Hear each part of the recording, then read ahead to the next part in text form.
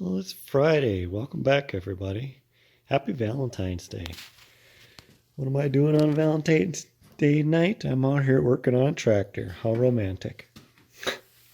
So, what I did is I put back this strip tray, um, put back that plug in for permanent, put a little bit of Permatex on the threads there so that doesn't leak, and finagled that tin drip tray just a little bit so it's sitting in there nice and doesn't rattle around or anything.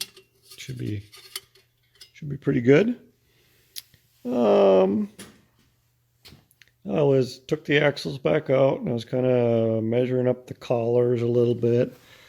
Um, what size those are, so I can try to figure out. I still haven't decided yet what I want to do there. If I want to put some little shims in between, or if I want to just make the new collars over again, or what I want to do. I'm still kind of thinking about that.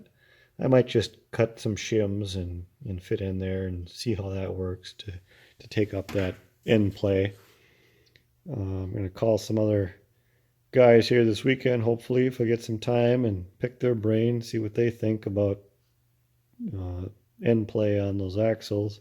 I'm thinking like 5 thou is probably what it should be, just a little bit of end play there, but I don't know. I'll pick some more people's brains. And I got thinking about the next steps. Okay, the differential I think is okay with that 4 to 5 thou end play on that. I'm pretty happy with how that is, I think, unless I hear otherwise. Um, so I got to thinking, okay, so once all that's done and the axles or the collars are shimmed up or whatever, so all that end play is good. Well, the other thing I'm gonna have to figure out, which I haven't got yet, and there was a few comments on YouTube, um, and I realize I got to do this. I just haven't quite got to it yet. Is the what do you want to call it, backlash between the pinion gear on the transmission and the differential gear here, where that meshes together. So I was looking at that here a little bit, and if I'm thinking about this correctly, I'll have to clean it all up, put it together, and check what the play is. First of all, it might be fine just where it is, but I think what a guy can do, say it's got to be adjusted in or out to adjust that backlash in those gears correctly. I'll have to get some gear, what do you call that, marking to see the contact pattern and play around with that. But anyway, what I think, say a guy had to shim this a little bit, I think there's two options from what I can see, a little bit of studying it. You could either take this all apart, this bearing would come off, this gear would come off, this collar come off, then this bearing would come off of this shaft. This gear is on that shaft. You could put a shim in there and put it all back together, and that would bring it out a little bit.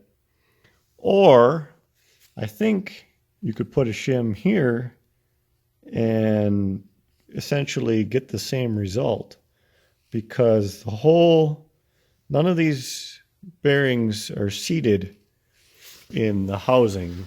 It's just a smooth, there's no shoulder. So your end play is a result of where this bearing rides up against that rear plate, which I showed you in the last video there, this plate here. So that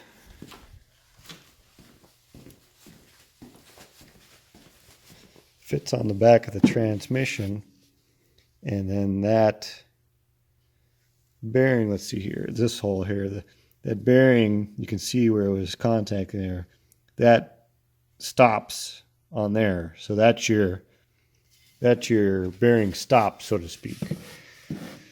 So, like I said, I think to adjust that pinion play in and out would be a matter of playing with shims there, I think.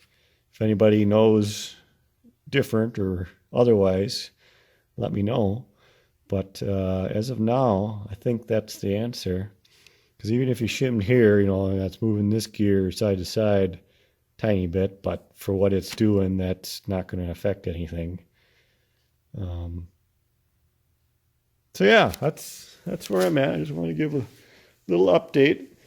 I'm not sure if I'll get much done tomorrow or not.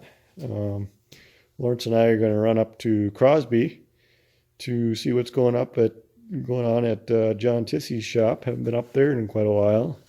Those guys there always get a lot of work done, and it's always interesting to see what they've been up to. So we'll probably swing in there for a little visit. And Lawrence has another friend up that way that I haven't met yet, but probably stop in and visit him and check out his collection a little bit. So I don't know if they'll get a whole lot done tomorrow, but we'll see. Maybe tomorrow afternoon. Depends on when we get back. I also did order today the lock washers and O-rings for McMaster car. I'm going to try that. So those should be here this Wednesday. And then I also measured up some what the felt